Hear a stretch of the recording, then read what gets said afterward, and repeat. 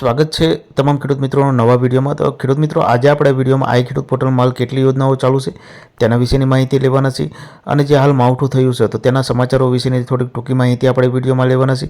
નવેમ્બરમાં જે માવઠું થવાનું છે તેના વિશેની પણ ચર્ચા કરવાના છે અને જે હાલ માવઠાની અસર છે તેના વિશેના સમાચારોની માહિતી લઈશું। તો ખેડૂત મિત્રો, આઈ ખેડૂત પોર્ટલમાં હાલ ખેતીવાડી વિભાગમાં આટલી 4 યોજનાઓ ચાલુ છે અને તેની સામે તેની જે તારીખ કરવાની અરજીની વિગત છે તે આપેલી છે। તો જે કોઈ પણ ખેડૂત મિત્રોએ જો કોઈ આ ઘટકમાં અરજી કરવી હોય તો તે અરજી કરી શકે છે। અને આગળ આપણે વાત કરીએ તો જે પશુપાલનમાં છે તો પશુપાલન વિભાગમાં કુલ આટલી યોજના ચાલુ છે, જે 2 વિભાગમાં આપણે વહેંચેલી છે અને એમાં ટોટલ 8 યોજનાઓ ચાલુ છે, જેની અરજીની તારીખ પણ સરકાર દ્વારા લંબાવી દેવામાં આવેલી છે। જેના વિશેની ચર્ચા હવે વિડીયોમાં આપણે આગળ કરીએ તો એક બાજુ જે યોજનાઓ ચાલુ છે તેના વિશેની માહિતી અને પાછળ જે એની અરજી કરવાની તારીખ છે તે અરજી કરવાની તારીખ આપવામાં આવેલી છે। અને આ બીજી યોજનાઓ છે જેમાં પણ તારીખનો વધારો કરી દેવામાં આવે છે 15/11 સુધી। તો જે કોઈ પણ ખેડૂત મિત્રોએ અરજી કરવી હોય તે કરી। અને મિત્રો, બાગાયત વિભાગમાં છે તો કૃષિ યાંત્રિકીકરણ પ્રોત્સાહિત કરવાનો કાર્યક્રમ છે, જેમાં ટ્રેક્ટર છે, ટ્રોલી છે અને પછી જે આપણે મિની રોટાવેટર આવશે તે છે, પાણીનો ટાંકો છે, કલ્ટિવેટર છે, તેના માટેની યોજના પણ ચાલુ છે જે 6/11 સુધી છે। અને મેન્ટેનન્સ અને ઓઇલ પામમાં આંતરપાક માટે ઇનપુટ ખર્ચ છે તો તેની 23/3/26 સુધીની અરજી ઓનલાઈન તમે તેમાં કરી શકશો। અને મિત્રો, એક બીજો સહકારી મંડળીની જે આખી યોજના છે તો તેમાં ગોદામ બનાવવા માટેની પણ યોજના ચાલુ છે, જે પણ 3જા મહિના સુધી ચાલુ રહેવાની છે। તો જે કોઈ પણ ખેડૂત મિત્રોએ આઈ ખેડૂત પોર્ટલમાં અરજી કરવી હોય તે કરી શકે છે। તો હાલ આઈ ખેડૂત પોર્ટલમાં કુલ આટલી યોજનાઓ ચાલુ છે, તો જે કોઈ પણ ખેડૂત મિત્રોને અરજી કરવી હોય તેમને અરજી કરી શકે છે। તો ખેડૂત મિત્રો, હાલ ગુજરાત રાજ્યમાં જે માવઠાની આગાહી કરવામાં આવી છે તો 5 તારીખ સુધી કયા કયા જિલ્લાઓમાં કઈ રીતનો વરસાદ થવાનો છે તેના વિશેની આપણે ચર્ચા કરીએ। તો સૌપ્રથમ આપણે જોઈએ તો 1 તારીખે જે ગ્રીન વિસ્તાર દેખાડેલો છે ત્યાં કણે વરસાદની શક્યતા ખૂબ નહીવત છે અને જે પીળા કલરમાં છે ત્યાં કણે વરસાદ થવાની પૂરી સંભાવના છે, જ્યાં મેઘગર્જના સાથે હળવો અને મધ્યમ વરસાદ થઈ શકે છે।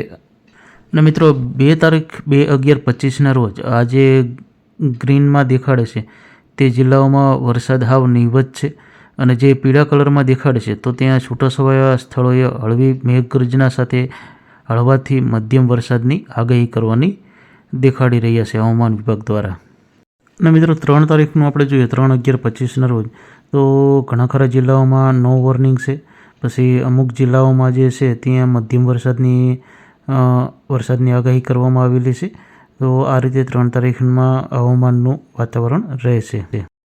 તો મિત્રો, 4 તારીખે જે છે તો 4 તારીખે લગભગ જિલ્લાઓમાં વરસાદની આગાહી નથી અને જે દક્ષિણ ગુજરાતના અમુક જિલ્લાઓ છે ત્યાં કણે વરસાદની થોડીક આગાહી કરવામાં આવેલી છે, જ્યાં કણે મધ્યમ અને હળવા વરસાદની આગાહી છે, જેથી તે વિસ્તારોમાં વરસાદ થવાની શક્યતા રહેલી છે।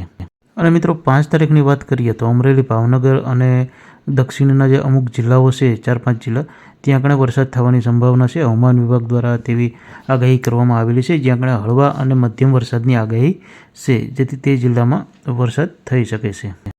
અને મિત્રો, આપણે આગળ બીજા અન્ય સમાચારની થોડીક નજર મારી લઈએ તો કે તેના વિશે આગળ આ વિષયમાં આપણે માહિતી લઈશું। તો સૌપ્રથમ વાત કરીએ તો સૌરાષ્ટ્રના દરિયાકાંઠે માવઠાનો ભારે રાઉન્ડ ત્રાટકશે। પોરબંદર, દ્વારકા પર મુખ્ય ખતરો રહેશે, એટલે કે તે વિસ્તારમાં માવઠાની શક્યતા વધારે રહેલી છે। અને આગળ બીજા અન્ય સમાચાર આપણે જોઈએ તો દેશમાં હવામાનની અત્યારે હાલ 3 સિસ્ટમ એકસાથે સક્રિય ભારે પવન સાથે વરસાદની આગાહી કરવામાં આવેલી છે, જેમાં મધ્યપ્રદેશ સહિત 15 રાજ્યોમાં આગામી 4 દિવસમાં વાવાઝોડા સાથે વરસાદ વરસી શકે છે। દેશમાં 15મી ઓક્ટોબરે ચોમાસાની અધિકૃત વિદાય થઈ ચૂકી છે, પરંતુ રવિવારથી દેશના 90% વિસ્તારોમાં વાદળ છવાઈ ગયા છે। ક્યાંક હળવો તો ક્યાંક ભારે વરસાદ થયો છે। મધ્યપ્રદેશ, ગુજરાત અને દક્ષિણ ભારતના અનેક રાજ્યોમાં વરસાદ થયો છે। ખરેખર તો દેશમાં હવામાનની 3 સિસ્ટમ એકસાથે એક્ટિવ છે। આ સિસ્ટમની અસર મધ્યપ્રદેશ સહિત 15 રાજ્યોમાં આગામી 4 દિવસ સુધી રહેશે। અહીં ભારે પવન સાથે વરસાદ વરસી શકે છે।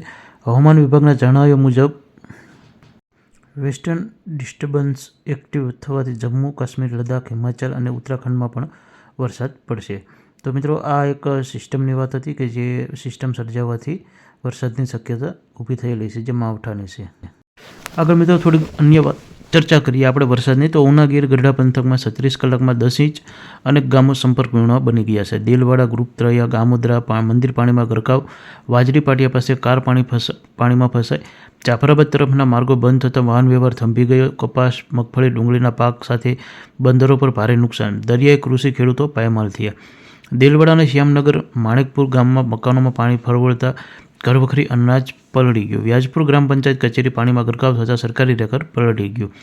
મચુંદરી નદી બે કાંઠે વહી દ્રોણેશ્વર ડેમ ફરી ઓવરફ્લો. રાવલ ડેમના 2 દરવાજા ખોલાયા.